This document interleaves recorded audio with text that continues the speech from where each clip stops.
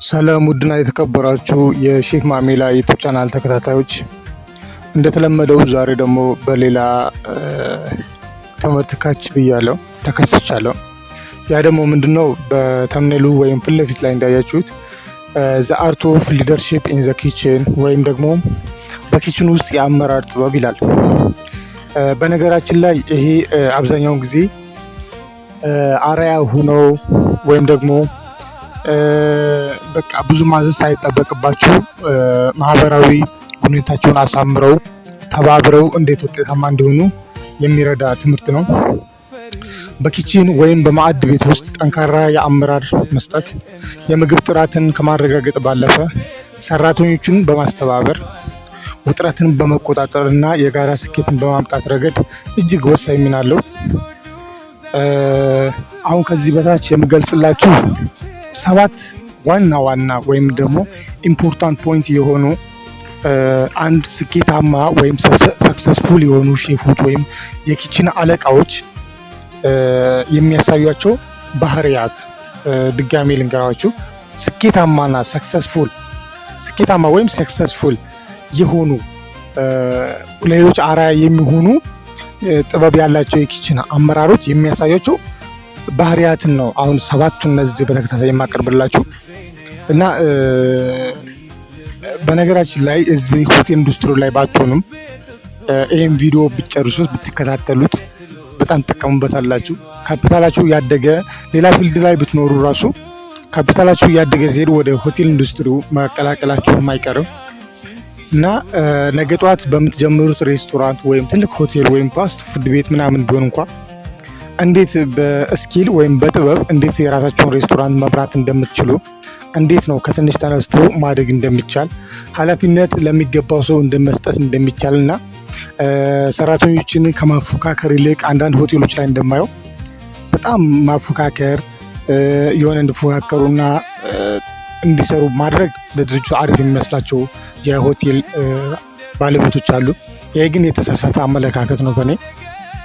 ይልቁንስ አንድነት ፈጥረው ተባብረው ተነሳሽነትና ኃላፊነት ተሰምቷቸው በፍቅር እንዲሰሩ ማድረጉ የተሻለ ነው ብዬ አስባለሁ። ስለዚህ ለወደፊትም ሆቴል ኢንዱስትሪ ውስጥ ልትቀላቀሉ ያላሰባችሁም ልትገቡ ስለምትችሉ ያሰባችሁም እንዲሁም ደግሞ እዛ ውስጥም ኢንዱስትሪ ውስጥም ያላችሁ ሰዎች ወይም የሆቴል ባለቤቶችም ይሁን ወይም እዚህ ሼፍ ዲፓርትመንት ወይም ሆቴል ዲፓርትመንት ውስጥ ያላችሁ በሙሉ ይህን ቪዲዮ ብትጨርሱትና ብትከታተሉት ትጠቀሙበታላችሁ ብዬ አስባለሁ። ወሬ እንዳላበዛባችሁ ቀጥታ ወደ ጉዳይ ስገባ 7 ዋና ሰክሰስፉል ወይም ውጤታማ የሆኑ የኪችን አለቃዎች ወይም ሼፎች የሚያሳያቸው ባህሪያትን እገልጽላችኋለሁ።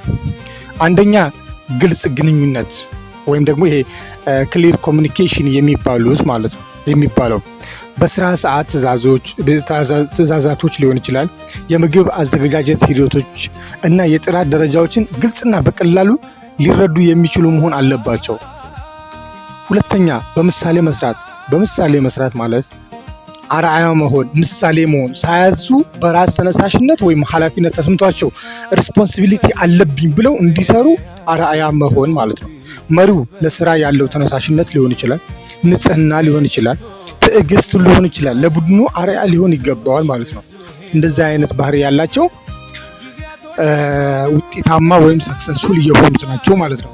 ወደ 3ኛው ስንገባ ከፍተኛ ጫናን መቋቋም ክሪዚንግ ማኔጅመንት የሚባለው። ምክንያቱም ከላይ ያለው ጫናውን ተቋቁሞ በልበ ሙሉነት በቃ ኃይለኛ ሆኖና ኃላፊነቱን በተወጣ ሰዓት ከታች ከሱ በታች ያሉት የሆነ ኮንፊደንስ ይሰማቸዋል። እነሱም ነገሯት እንደዛ መሆን ነው። ምክንያቱም ከላይ ከተሸነፈና ከፍተኛ ጫናውም ሁሉን የማይቋቋም ከሆነ ከታች ያሉትም እንዲሸነፉ ያደርጋቸዋል ማለት ነው። ስለዚህ ከፍተኛ ጫናን መቋቋም ወይም ክሪዚንግ ማኔጅመንት ያስፈልጋል ማለት ነው። በድንገተኛ አስቸጋሪ ጊዜያት በተለይ የድንብሮች ብዛት ኦርደር ሊበዛ ይችላል። ሳይሸበሩ ችግሮችን በፍጥነትና በትክክል መፍታት ይችላሉ ማለት ነው እነዛ ሰዎች። ወደ 4ኛው ሲገባ ቡድኑን ማነሳሳት ኢንስፓይሪንግ ዘ ቲም አባላቱን የራሳቸውን ድርሻ እንዳላቸው እንዲሰማቸውና እንዲሰማቸው በማድረግ አንድ ላይ ተባብረው በስምምነት እንዲሰሩ ማድረግ። ልክ ቅድም እንዳልኩት ነው። ይሄ መፎካከር ምናምን ይሄ በጣም ለድርጅቱም ለራሳቸውም ለማህበራዊም አሪፍ አይደለም ማለት። ስለዚህ የሚበልጠውና አሪፉ ምንድነው?